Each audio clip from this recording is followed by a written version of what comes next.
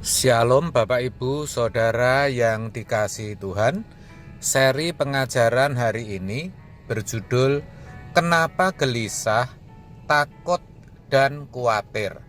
Sebenarnya ketika kita gelisah, takut, atau khawatir, itu pertanda ada yang tidak benar dengan iman atau percaya kita.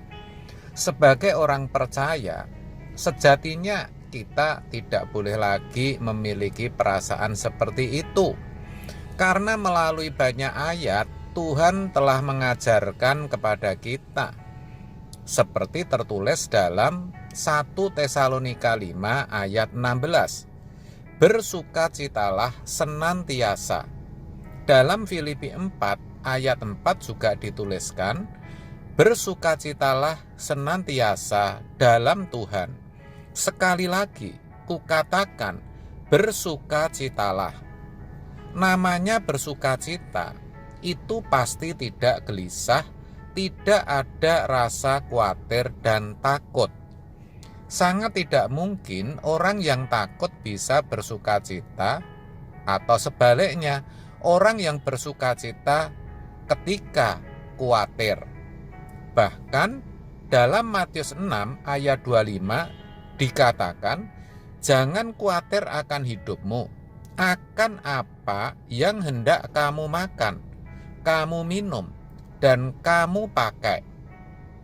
Lebih lagi, Tuhan juga mengatakan, janganlah gelisah hatimu, percayalah kepada Allah, percayalah juga kepadaku. Yohanes 14 ayat 1. Itu berarti kalau sampai gelisah, berarti kita belum percaya kepada Tuhan Yesus dan kepada Bapa.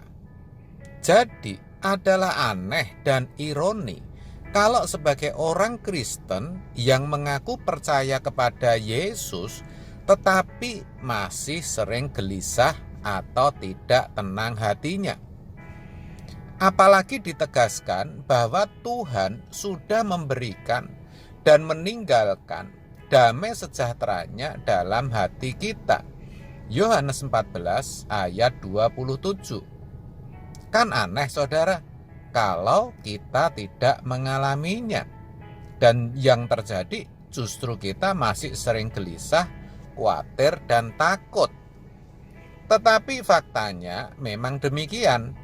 Banyak orang Kristen bahkan sudah jadi aktivis atau bahkan pendeta masih sering gelisah, khawatir, dan takut. Kok bisa ya? Kenapa bisa begitu? Kan seharusnya tidak mungkin. Saudara, semua itu karena masih adanya agenda hidup di luar Tuhan. Masih memiliki hasrat, keinginan, dan ambisi yang tidak sesuai dengan kehendak Tuhan. Semua yang dilakukan, yang diperjuangkan hanya akan dipakai untuk memuaskan hawa nafsunya. Kalaupun kerja keras, hanya supaya bisa menikmati hidup.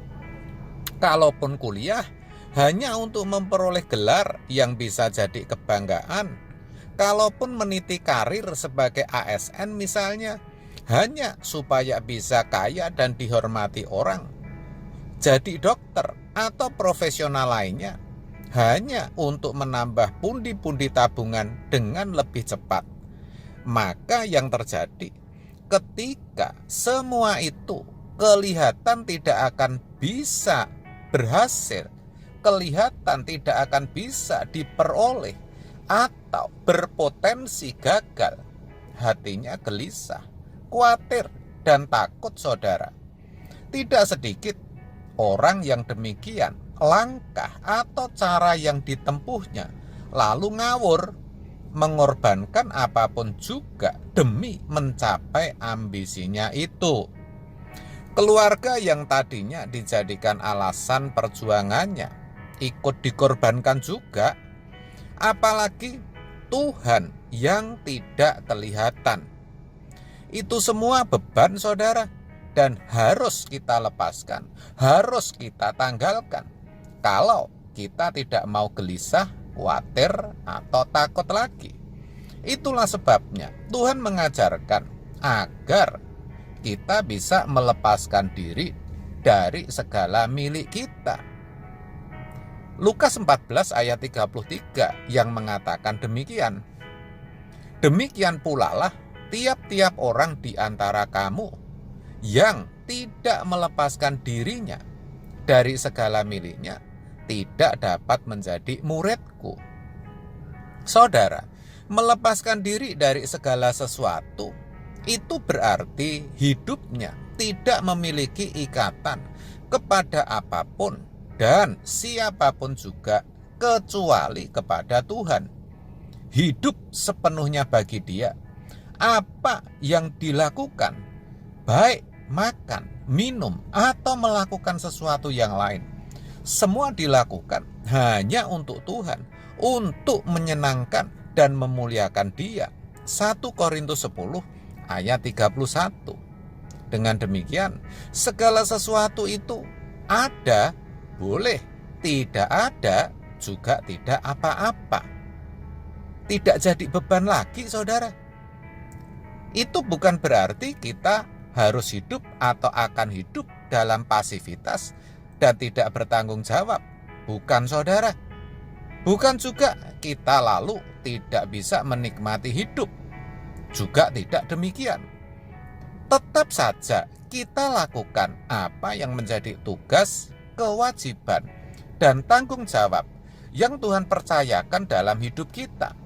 Sebagai suami, ia berusaha jadi suami yang baik dan bertanggung jawab. Demikian juga menjadi seorang istri, seorang anak, karyawan, profesional, atau sebagai apapun juga, yang mana semua kita lakukan untuk Tuhan. Maka dikatakan, apapun juga yang kamu perbuat, perbuatlah dengan segenap hatimu, seperti untuk Tuhan dan bukan untuk manusia. Kolose 3 ayat 23. Saudara, kalau itu yang kita kerjakan, yang kita lakukan, maka ketika kita berhasil memperolehnya, hati kita akan damai. Tetapi kalaupun tidak tercapai, kita juga tahu pasti ada maksud yang baik dari Tuhan. Hati kita pun akan tetap damai.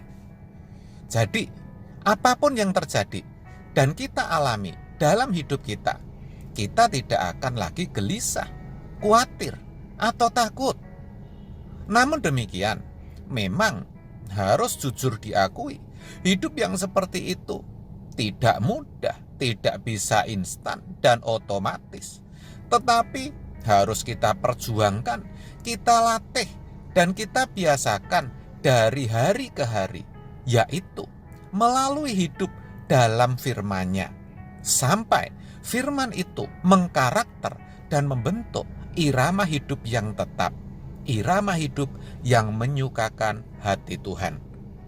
Damai sejahtera turun atas saudara. Amin. Kiranya kebenaran ini memberkati kita semua.